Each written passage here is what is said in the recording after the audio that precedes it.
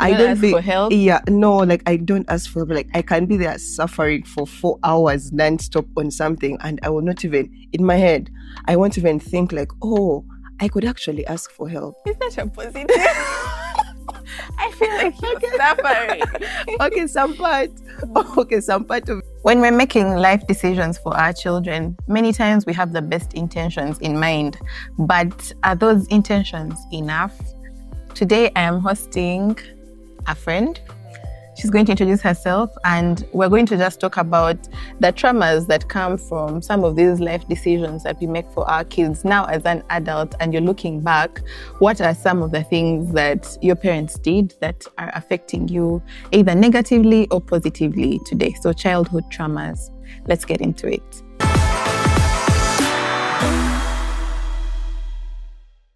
So welcome to the channel. Thank you. Introduce yourself to my people and yeah.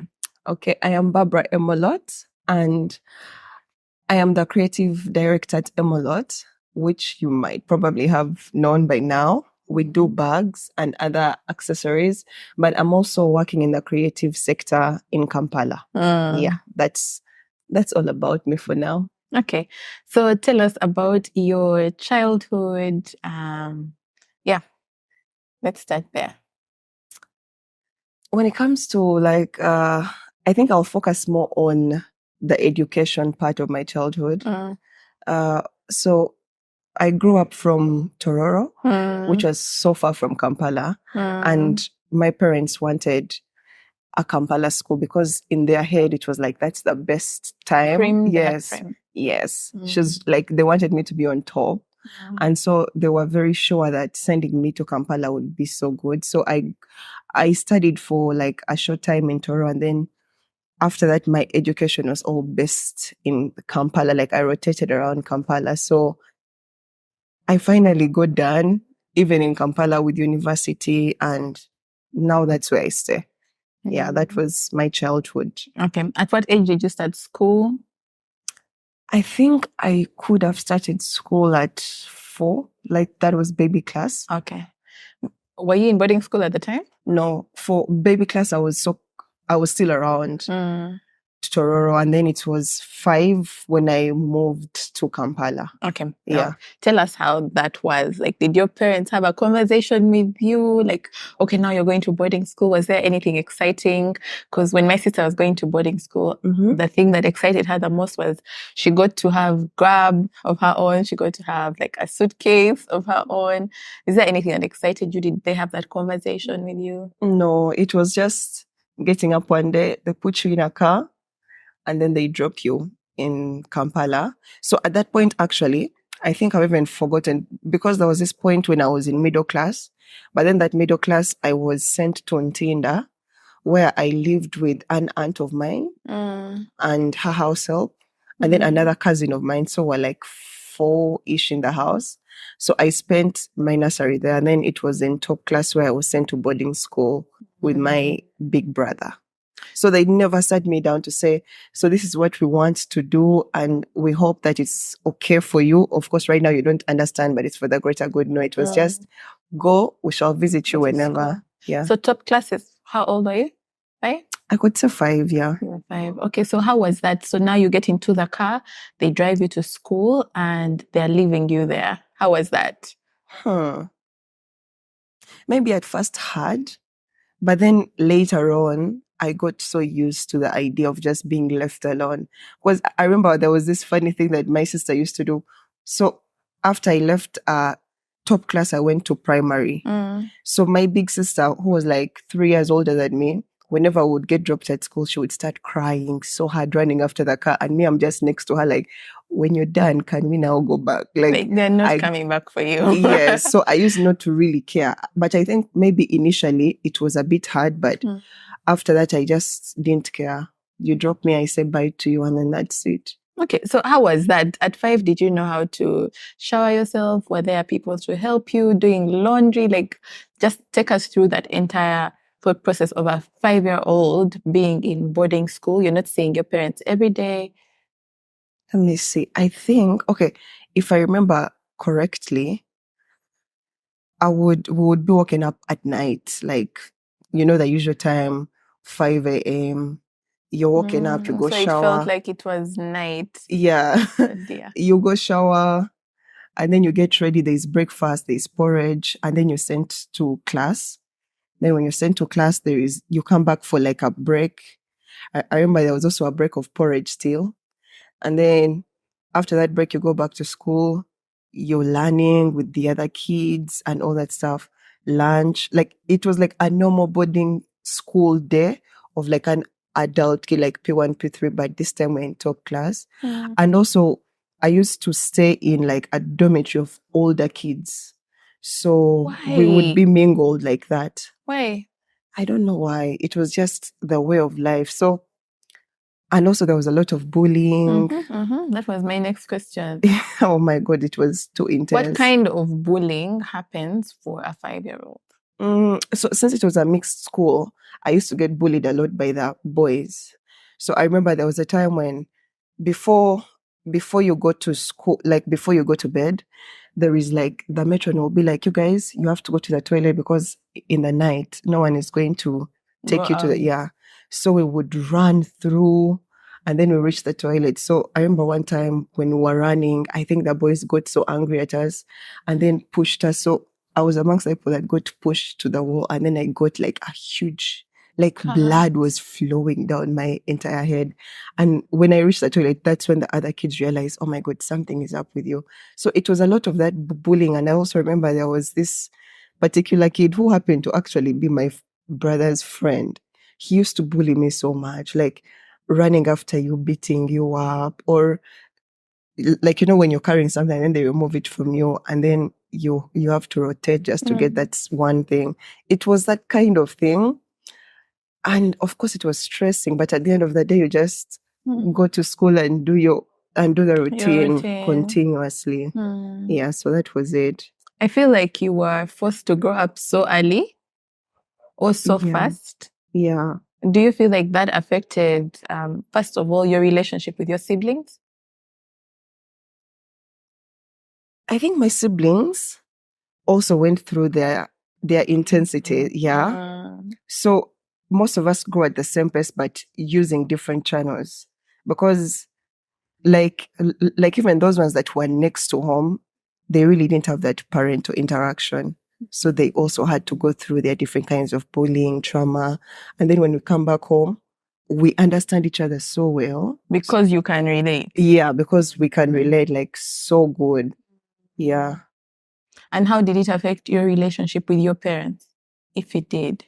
My parents, I think since I was so far from them, there was no point of actually getting to know each other. Like for them to be around me, like, you know, when you're growing up and, you know, like your parents are like, they're covered.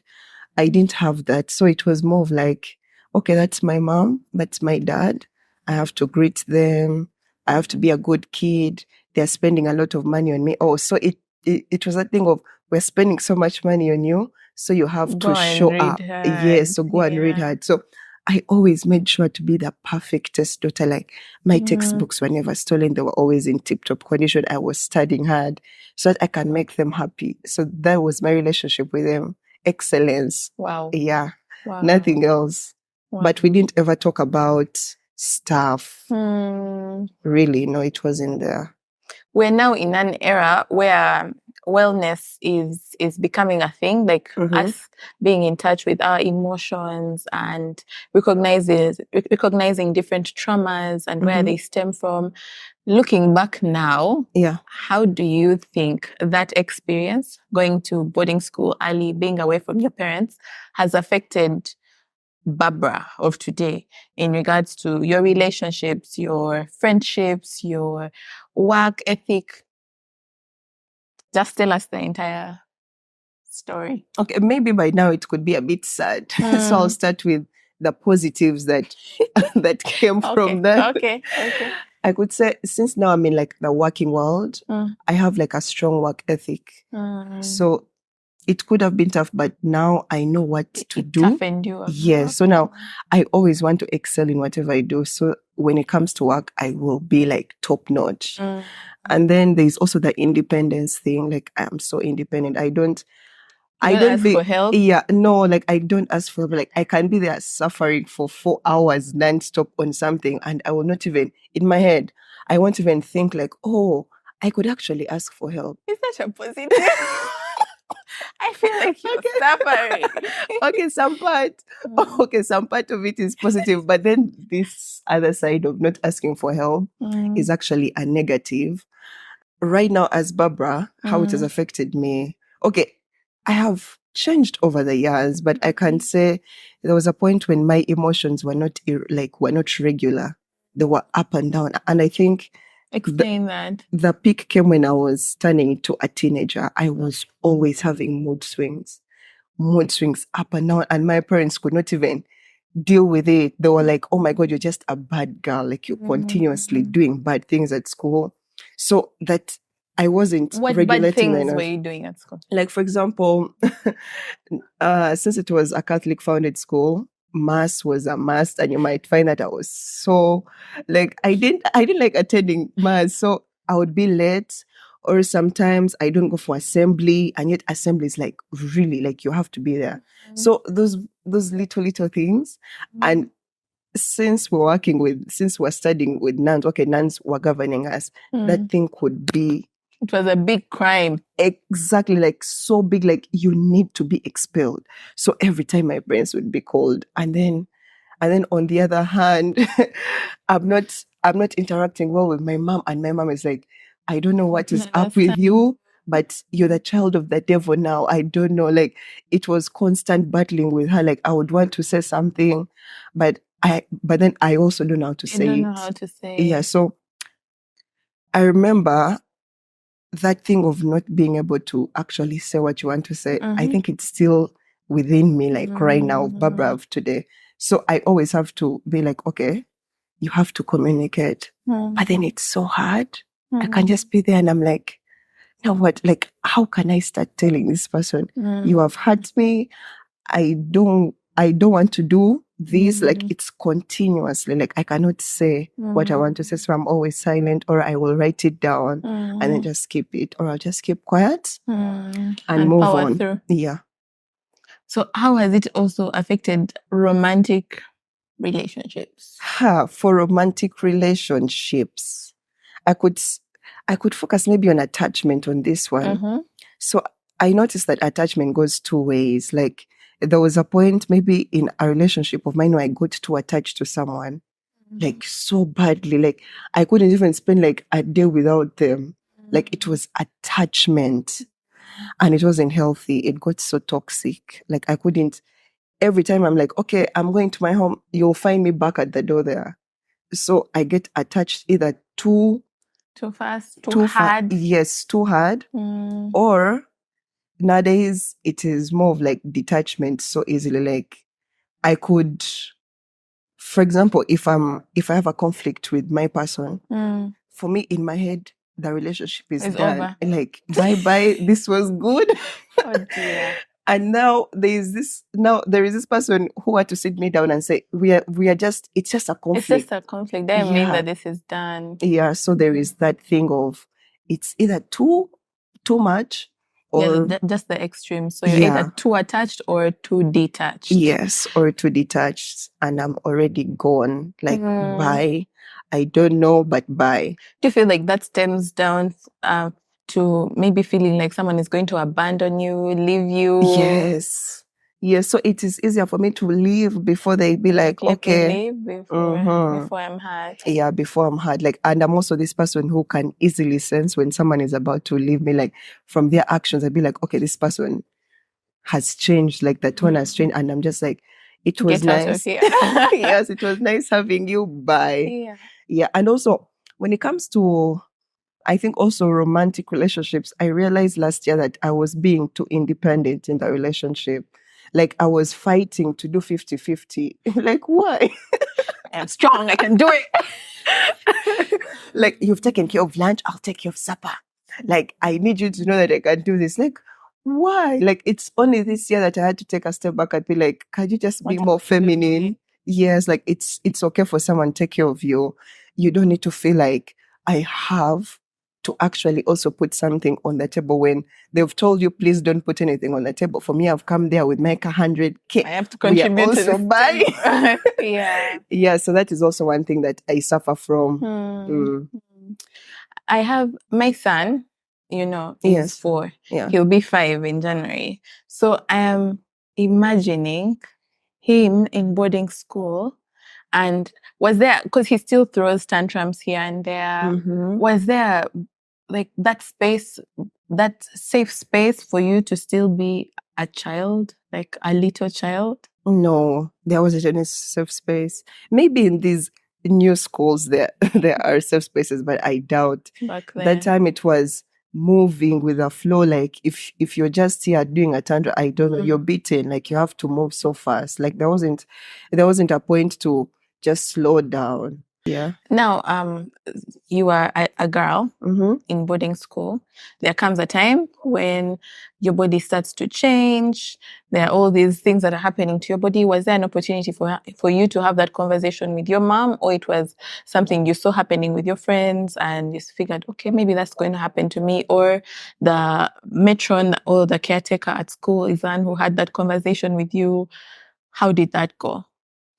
It's school that actually helped me. Like one thing about school is it was good in the sense that now, for example, when it came to like my period, so before, I remember I got my period in P7 vacation, so I already knew what to do because of school. They had already taught us how to prepped you. Already, like I didn't even need my mom to tell me this and this, and she never actually offered anything. Like I didn't even tell her like, oh, I received my period. No, I just went through the motions. I told my sisters, yeah, I received my period. They were like, interesting. But when my body was changing, no. And remember, I told you that even during the teenage years when everything was rebellious for me, it was like I was fighting against them and they were fighting against me. So there wasn't a conducive environment to actually sit down and get to the root of the problem. But it was just like something is wrong with you, stuff like that. So it was school that actually helped me. That is so sad. Yeah, very. That is so sad. Do you feel like if you were in your parents' shoes, what would you do differently? I would really do my research like 5 years prior, and I'm just like, I have to do this right. Like super right, because you can easily mess up a kid. That's true. You can easily send them down the wrong path. So I find it so intense that sometimes I look at myself and I'm like, I don't think you're ready. Like first, no. So every time someone is like, you want to have kids? I'm like, no, I don't want to have kids. Because I know how important it is and I know how easily it can get messed up. And I don't want to be one of those who again brings up trauma to that kid. Like, no. Someone said that one way or another, because I think there's a meme going around, I don't want to give my kids a reason to go to therapy. But I feel like one way or another, there'll be some sort of trauma that our kids get. As much as we are trying to do better than our parents did, there'll always be that thing that might happen, or a child processes something differently. There might be a reason, but I feel like the difference comes in with your intentions. Like when you, Barbara, become a mom and you want something for your child, is your intention good, or to just get this child out of your way so that you can keep bringing? I feel like the thought behind matters. The thought behind the decision that you make really matters. And there are usually two extremes of people who experience this kind of trauma. They'll either say, I'm never going to be a parent, or they will follow in their parents' footsteps. Like, this was done to me. I'm here. I'm fine. Like, So what are we doing? Like, why am I hugging my child? They're going to be okay. I wasn't hugged that much. Yeah. So I feel like once you go through a season of healing and like really heal and find out what does Barbara want, I feel like your decisions will change. Maybe I'm speaking with the heart of a mom. Most parents, I know that not everyone who wakes up and has a child wants to have their child away from them. I feel like circumstances force people. Yeah. Today I was talking to one of my friends, Serena. She's the one who did my makeup. And she was sharing how she also went to boarding school very early, but it's because her mom was always traveling. She was out of the country, and the people who are left with in their care, in whose care they were left, would sometimes forget to pick them up or pick them up late. So she decided, you know what? Let me take my babies to boarding school. At least there, I know that they're going to eat on time. They're going to be well taken care of. And then Serena also mentioned that when her mom was around, she'd come to school. Okay. Like these things of BD or parents can only come on this day did not apply to her. She just made sure she made time with her kids. And also during the holidays, she made sure that she made time. And for her, I feel like every parent, like you just have to strike your balance. Like, what are the things that I want with my child? Because life can get really hard, and the job that you've been praying for might be the job that takes you away from your kids. Yeah. So for you, what do you feel like a parent that has been pushed in that corner, you as a child who went through that, a parent who has been pushed in that corner, what would you advise that they do to still nurture a relationship with their kids? I think they should do what Serena's mom did. Being around the kids. Like, I know that I'm traveling everywhere constantly, and I've put you in boarding school. Of course, first off, communication. Like, I know people might think that, oh, the kids won't get it, but the kids actually get something, like a thing or two. So just finding ways to be around them, like constantly, like in case they need anything, like finding ways for them to have a friendship with you. I love that. Parenting is not easy. It's not easy. I've been doing it for 4 years, almost 5 years. And I can see where a parent can get to a point and say, you know what, let's go to boarding school. Maybe grandparents are not available. You're also not available. And you're just seeing that the options that are left for your child are dangerous. Okay. Yeah. So I pray that this video is able to help a parent who is navigating that, okay, if I am pushed to make this decision, yes, it's a tough one, but what can I do to still have a relationship with my child to make the most of a bad situation? Yeah. Yeah. Thank you for sharing your story with us. Thank you too. And you look so pretty. Thank you. Oh. Thank you. I believe that it's going to inform so many parents that are making this kind of decision, even people that experienced this, to get into a journey of healing, because I was talking to someone and she was saying her sister is still very bitter about the decision that was made for her to go to boarding school early. So I pray that this story reaches so many. Yeah, I hope so too. Yeah, and the only way that it can is when you subscribe, when you like this video and share it so that it can reach as many people as possible. This beautiful set today is at Serene Beauty. That's where we're shooting from. Serene Beauty celebrated 15 years in August. They do bridal makeup. They do all kinds of makeup. But what I love is that they go beyond just the occasion of your wedding. It's more of a heart issue. Serena is an amazing person. She will counsel you. She will go far and above the call of duty to make sure that your day is beautiful. Yeah, that's where we are. It's beautiful, right? Yes, it really is. It's such a nice setup. Yeah. See you in the next video. Bye.